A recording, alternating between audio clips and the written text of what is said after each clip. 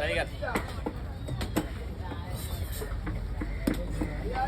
Tiger இறா ஒரே ஒரு இறா தான் வந்தது. ஃப்ரெஷ்ஷாக இருக்குது, உரிக்கணும். ஆமாம், உரிக்க தெரியாதவங்களாம் பார்த்து வச்சிங்க, உரிக்க தெரிஞ்சவங்க நீங்கள் கண்டினியூ பண்ணிங்க. இதையும் வறுத்து சாப்பிடுவோம். புது இறான்றதுனால கொஞ்சம் ரஃப்பாக இருக்கும். பழைய இறானாக்கா ஐஸில் ஊறினா சீக்கிரம் வரும். நீங்கள்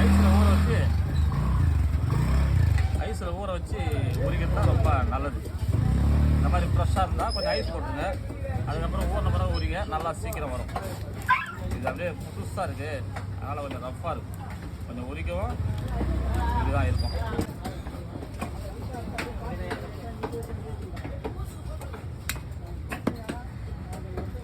ஆள் கொஞ்சம் லாய்ட்டில் வந்து